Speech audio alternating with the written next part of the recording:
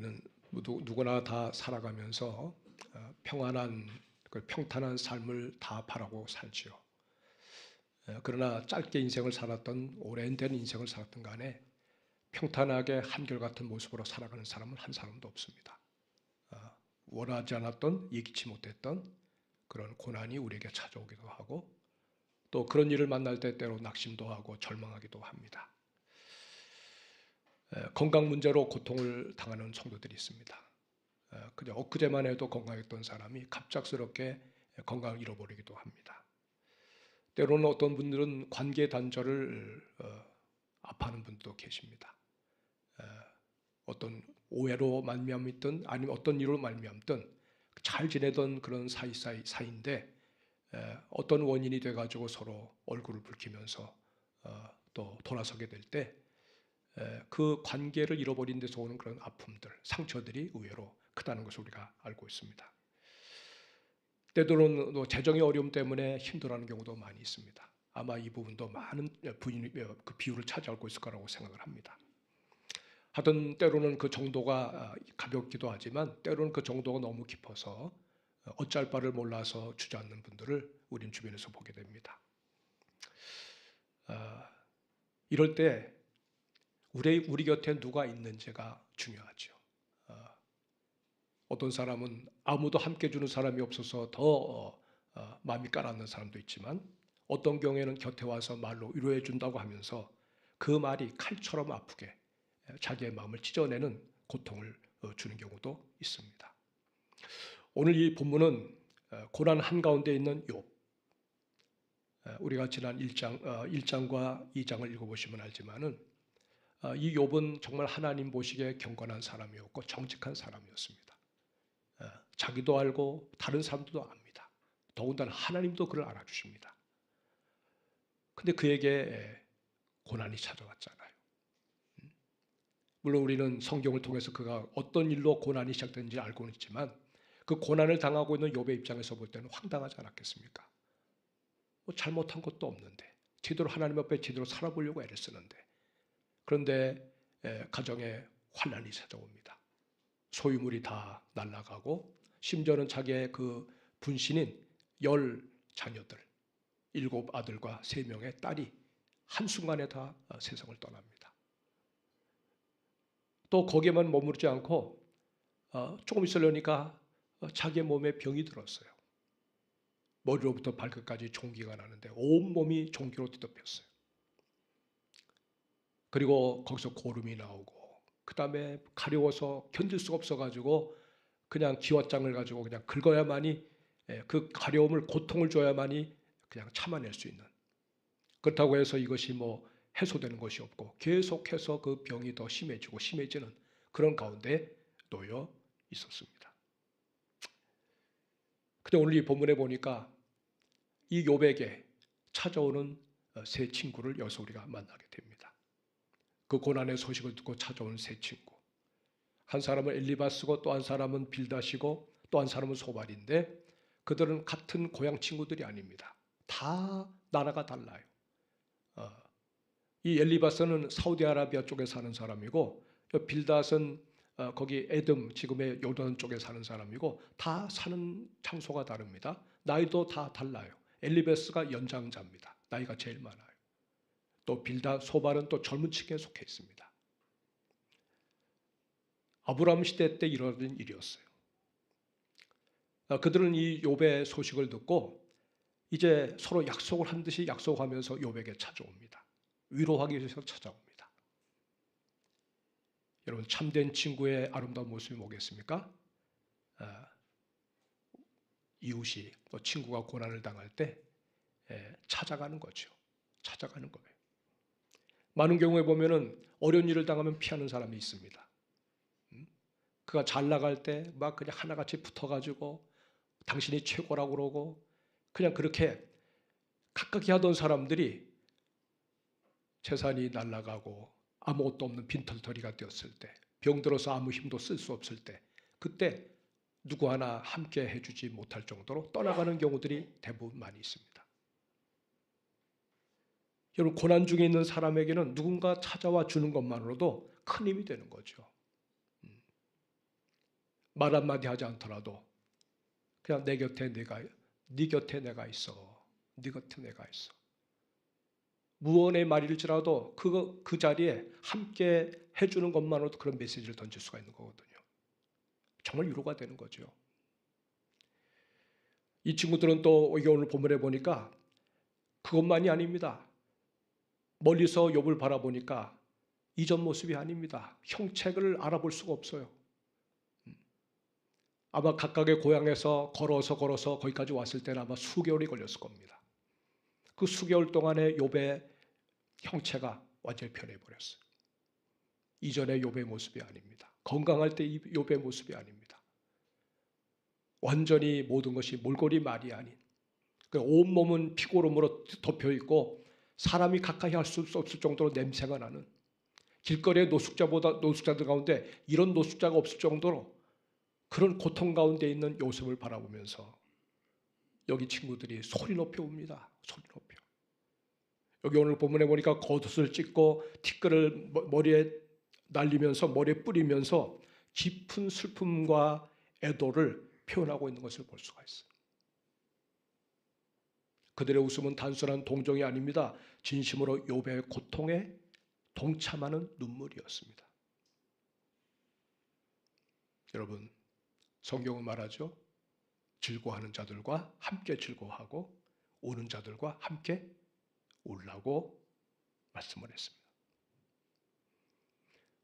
어떤 사람은 정반대로 사는 사람도 있어요. 즐거워하는 자들을 보면서 굉장히 고통스러워하고 우는 자들을 보면서 희열을 느끼는 사람도 있습니다. 마음을 공감해 주지 못하는 그런 마음. 건강을 잃어버린 마음입니다. 또 무덤덤해서 즐거움도 또 슬픔도 고통도 표현하지 못하는 그런 마음 가지고 살아가는 사람도 있습니다. 역시 건강을 잃어버린 마음입니다. 그런데 정말 이 친구들은 함께 울어주고 함께 고통을 갖다가 몸으로 표현해주는 그 모습, 진짜 친구가 아닐 수가 없어요. 오늘 우리는 어떤 모습으로 살아가고 있습니까? 또 여러분, 이 친구들은 한 발자국 더 나갑니다. 13절 말씀해 보니까 본문은 뭐라고 말씀하시느냐 하면 밤낮, 같이 읽어볼까요? 시작. 밤낮 7일 동안 그와 함께 땅에 앉았으나 욥의 고통이 심함을 보므로 그에게 한마디도 말하는 자가 없었더라. 그래서 밤낮 7일간 그와 함께 땅에 앉았다고 그랬어요.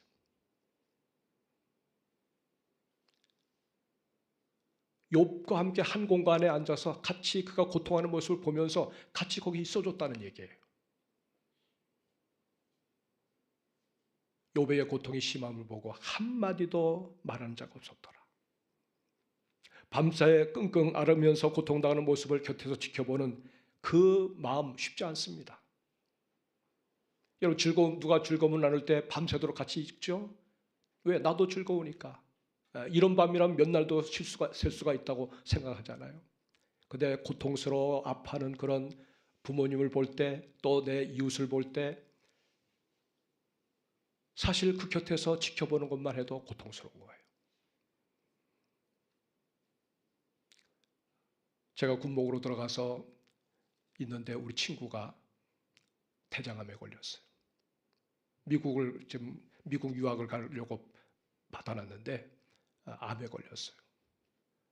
그래서 병구가 너 좀 보고 싶어. 그래서 제가 나왔습니다. 화곡동에 사는 친구한테 찾아갔습니다.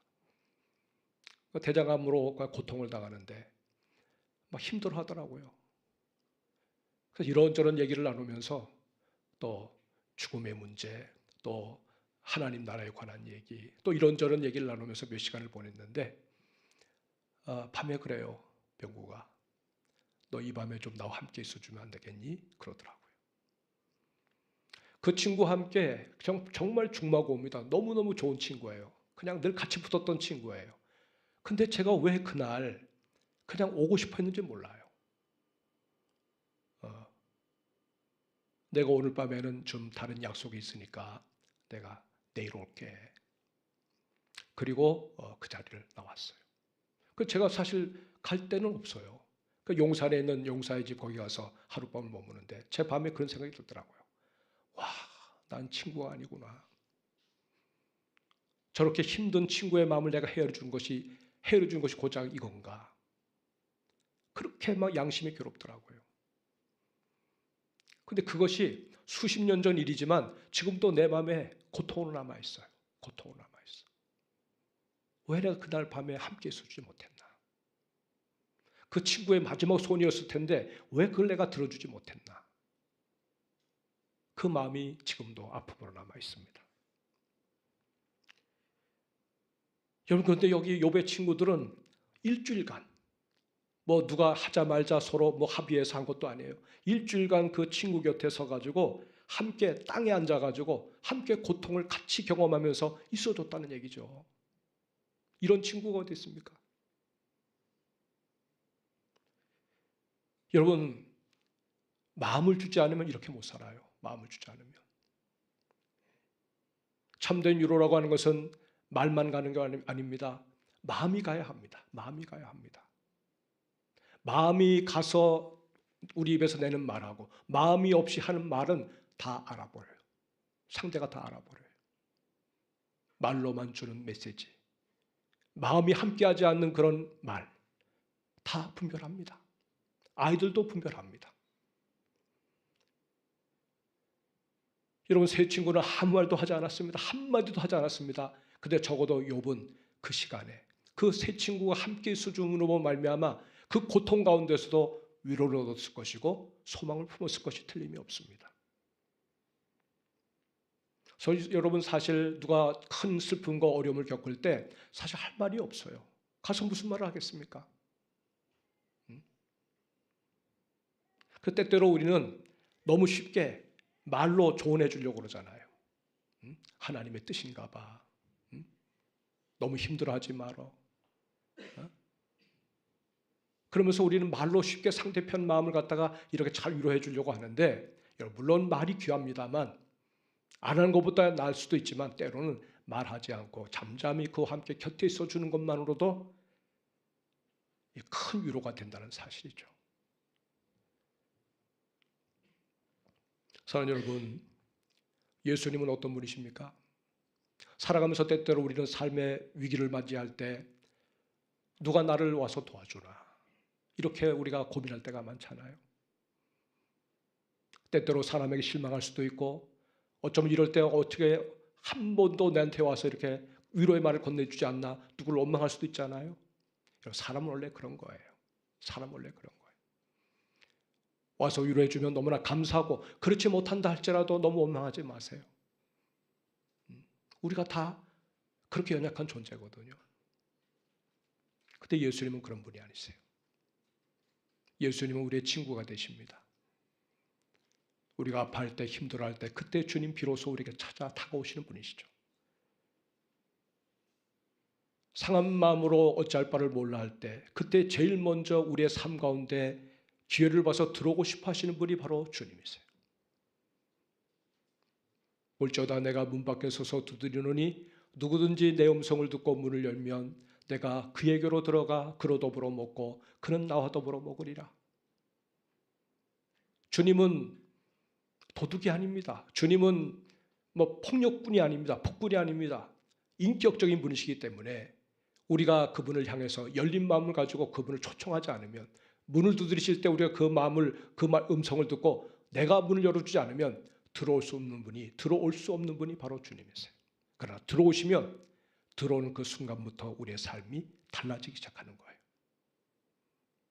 아무리 흉악한 죄를 졌어도, 아무리 그냥 막가파 인생을 살다 할지라도 예수님이 들어오시면, 예수님의 그 음성이 우리 마음 가운데 자리 잡게 되면 그때부터 그의 인생은 달라지게 되는 거예요. 우리 주님께서 사람의 몸을 입으시고 이 땅에 성육신하셨습니다. 하늘 보좌를 버리시고 이 땅에 내려오신 이유가 뭘까요? 다른 것도 없습니다. 고통 가운데 있는 인생들, 죄 문제로 고민하는 사람들, 죽음 앞에서 두려워 떠는 사람들, 삶을 어떻게 살아내야 될지 고민하면서 어쩔 바를 몰라 하는 사람들에게 찾아오셔서 우리의 친구가 되어주시고, 위기를 변하여 기회가 되게 하시고, 우리가 끝이라고 생각하는 곳에서 다시 새로운 시작점을 만들어 주시는 분, 그분이 바로 주 예수 그리스도이십니다. 우리의 주님이십니다. 여러분의 주님이십니다. 여러분, 하나님의 집을 출입합니다만, 여러분, 하나님의 집을 출입하는 이유가 뭡니까? 우리가 종교 생활할 데가 없어서 교회 옵니까? 예수를 우리가 충만하게 경험하고 그 예수님이 내 인생의 주님이시야, 이것을 같이 고백하는 사람들이 같이 만나서 하나님 앞에 영광 돌리고 기쁨을 돌리고, 또 장차 얼마 안 있으면 다 우리가 이 땅을 떠날 터인데 영광의 주님이 기다리시는 영원한 천국에 들어가는 소망을 가지고 이 땅을 오늘도 소망 가운데 당당하게 살아가는 그 축복의 사람들, 바로 그 축복의 사람들이 여러분이요 저인 줄로 믿습니다. 그 행복감을, 그 충만함으로 살아가는 삶을 바라보고 싶은 사람들이 있어요. 직장에서 우리의 동료들입니다. 주를 알지 못하는 사람들입니다. 그들이 말을 안 하지만 그들은 영을 가지고 있습니다. 그러나 만약에 우리가 그런 마음 가지고 그리스도로 충만한 삶을 산다고 그러면 알게 모르게 그들 가운데, 그들의 영혼 가운데서 우리의 모습을 보면서 간절함을 가지고 주님을 만나기를 원하는 사람들이 있을 거예요. 그 영혼을 주님이 우리들 곁에 보내주신 거죠. 내가 만난 예수를 그들도 만나도록, 외로워하는 그들을 우리가 주를 만남으로 이 외로움을 털어내고 우리가 소망 가운데 살아가는 것처럼 그들도 외로움을 털어내고 소망 가운데 영생하는 삶을 살도록 만들어주기 위해서 오늘 주님이 우리에게 그 소중한 친구들을 곁에 보내주시는 거죠. 예수님은 철저하게 그 원리를 가지고 원칙을 지키며 사셨어요. 항상 보면 주님 곁에는 남들이 볼 때는 왜 저런 사람들하고 친구가 되나, 왜 저런 사람들하고 이웃이 되나, 곁에는 술주정꾼들, 또 창기들, 세리들, 소위 말해서 그 시대에 그냥 깡패처럼 살았던 사람들, 그들이 다 주님의 친구들이었어요. 아마 오늘 그리스도인들이 그런 사람들을 친구로 두고 산다면, 아이고 다른 사람들 눈에 보기에도 그렇고 또 다른 사람들이 뭐라고 할 수도 있으니까 그런 유의 사람들하고 가까이 하지 마세요 라고 말할 수도 있을 거 아니겠습니까? 주님은 다 보면 그들이 다 주님의 친구들이었어요. 주님을 만나고 난 다음에 눈물을 흘립니다. 주님을 만나고 난 다음에 삶을 회복합니다. 주님을 만나고 난 다음에 주님의 진실한 제자가들이 됩니다. 하나같이 주님을 따르는 무리들은 다 그런 사람들이었어요. 예루살렘의 랍비 학교에서 교육을 받는 아주 고급스럽게 인생을 사는 사람들이 아니었어요. 하나같이 다 외로움 가운데 사는 사람들이 주 예수님의 친구가 되고, 주님은 그들과 함께 그들과 동행하면서 살아주신 분이 바로 주님이셨어요. 예수님은 나사로의 무덤 앞에서 함께 울어줬습니다. 그를 살릴 능력은 있지만, 물론 그 사건이 곧 일어나겠지만, 그 죽음의 현장에서 고통스러워하는 사람들을 보면서 애통하는 마음을 가졌어요. 그들의 처지를 이해하시고 그들과 함께 눈물을 흘리면서 그 가정에 위로를 주시는 주님을 우리가 보게 됩니다. 십자가에서 우리의 고통을 대신 지셨습니다. 숨이 멎는 순간까지라도 같이 달려있는 한 강도의 구원을 위해서 주님은 숨이 넘어가는 그 순간에도 오늘 내가 나와 함께 낙원에 있으리라, 그 한 영혼을 건져내셨습니다. 그리고 주님은 지금도 살아계셔서 또 성령으로 친히 우리 가운데 임재하셔서 우리에게 속삭이는 말씀이 오겠어요. 내가 세상 끝날까지 너와 함께 있을 거야. 내가 나를 인정하고 내가 나를 존중하고 내가 내 복음을 위해서 사는 그 모습 보니까 나는 끝까지 내가 너와 함께 있을 거야. 주님을 위하는 인생을 사는 사람들을 철저하게 책임져 주시는 분이 바로 주님이세요. 여러분, 우리가 예수님을 믿지만 어떤 사람들은 그리스도와 전혀 관계없이 사는 사람들이 있을 수 있어요. 저도 마찬가지입니다. 누구라도 마찬가지. 그런데 우리가 주의 이름을 부르시면서도 한 번도 우리 일상의 삶에서 예수를 생각하지 않고, 그분이 나를 왜 이 자리에 세우셨나, 그분이 왜 나에게 이런 인생을 살게 하시나, 그거를 고민하면서 내가 어떻게 하면 주님 앞에 그분과 그분의 즐거움을 가지고 살아볼까, 이런 어떤 우리의 영혼에 울려지는 그 주님의 음성을 듣지 않은 채로 만약에 우리도 이전에 주 만나기 전에 모습으로 산다고 그러면 주님 우리에게 이런 말씀으로 다가와서 말씀하지 못할 거예요. 예수 만난 인생을 사는 사람들에게 주님은 언제나 지금도 다가오셔서 위로하시고 격려하시고 내가 너와 함께 있다. 내가 너와 함께 있다. 세상 끝날까지 함께 한다.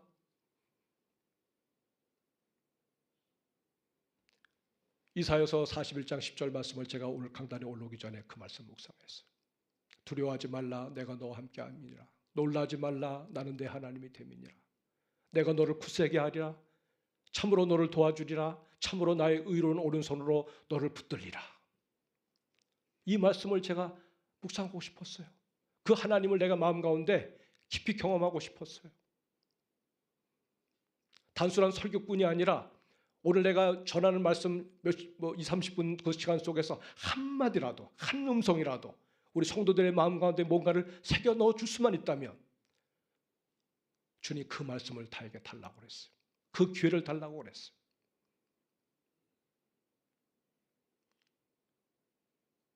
사는 여러분, 예수님은 단순히 말로 위로하시는 분이 아니시고요. 언제나 우리의 삶의 공간 안에 같이 들어오셔서 함께 우리의 필요를 채워주시고 원하는 자의 주가 되어주시고 끝까지 우리를 붙들어 내주시는 분이 우리 주 예수 그리스도이심을 믿으시기를 축복합니다. 어떤 교우가 있었습니다. 그분이 자식을 잃었어요. 어린 자식을 잃었어요. 사람들이 찾아와서 위로합니다. 얼마나 감사합니까? 성도들이 찾아와서 이런저런 말로 위로합니다. 또 어떤 분들은 하나님의 뜻이 있을 거예요. 아이가 천국에 갔잖아요. 또 그런 말로도 위로합니다. 뭐 어느 것 하나 틀린 말 없어요. 근데 그때 어느 같이 그 동네에 사는 한 성도가 조용히 그 집에 찾아와서 하염없이 눈물만 흘립니다. 그리고 그 장례가 끝날 때까지 그 집에 부엌에 들어가서 밥을 해주고 또 살림살이를 이렇게 돌봐줍니다. 나중에 그 성도가 뭐라고 고백을 했느냐 하면 모든 분들의 손길에 그 따뜻함이 있음을 제가 알고 너무나 감사했습니다. 그런데 이렇게 이분을 모습 보면서 주님이 바로 자기 집안에 함께 하고 계셨다는 것을 느꼈다는 거예요. 하나님의 임재를 느꼈다는 거예요. 하나님의 임재를. 그냥 그렇게 느낌이 아니라 실제로 주님이 우리 가정에 들어와 계시는구나 느꼈다는 거예요. 그 성도를 보면서. 여러분, 성도, 우리가 주님의 자녀가 됐다고 하는 것이 이게 보통 권세가 아닙니다. 저는 하나님의 아들이 되고 딸이 되었다는 이 권세가 얼마나 대단하다는 것을 저는 늘 마음에 새기고 삽니다. 우린 보통 사람들이 아니에요.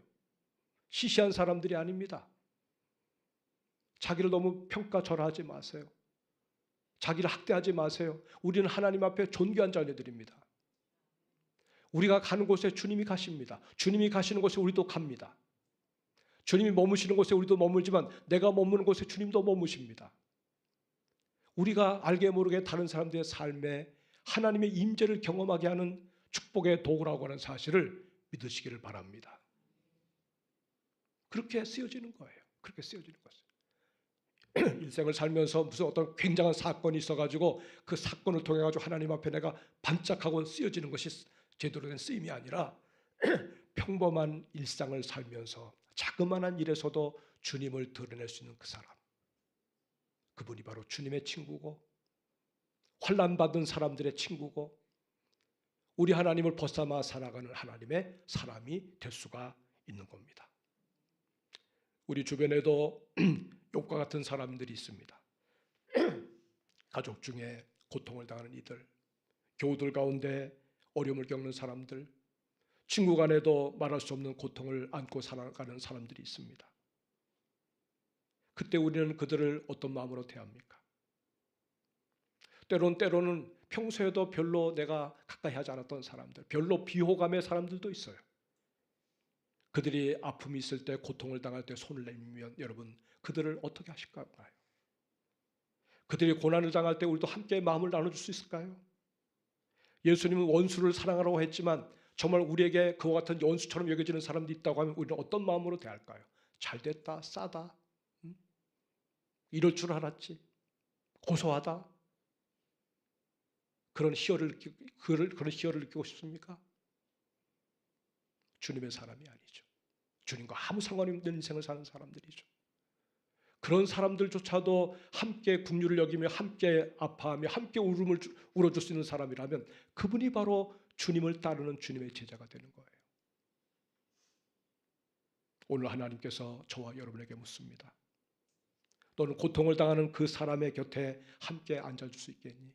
욥의 세 친구처럼 일주일 동안 땅에 함께 앉아서 고통을 함께 나누었던 그 세 친구처럼 너도 그래줄 수 있겠니? 우린 때로 너무 바빠서 그렇지 못했습니다. 너무 불편해요. 아픈 자리를 피하고 싶어요. 그런 이런저런 이유로 말은 하지 않지만 그런 생각으로 인해서 우리가 때로 사람들을 멀리하고 살아가지 않습니까? 오늘 우리가 그 주님의 마음을 살펴서 우리의 삶을 바꾼다면 아마 이웃과의 관계에서 놀라운 변화들이 일어날 거예요. 남서울교회가 지금껏 하나님의 은혜로 이렇게 은혜 가운데 잘 살아오셨지만 우리가 이런 마음 가지고 이웃을 환대하고 힘들고 어려운 사람들이 오면 더 큰 환대를 가지고 그들을 품 안아준다면 우리 교회가 얼마나 멋있는 교회가 될까요? 힘 있는 사람들을 반가워하는 것보다도 힘이 없는 사람들을 더 반가워하는 그런 마음 가지고 대한다면 우리 교회를 주님이 어떻게 평가할까요?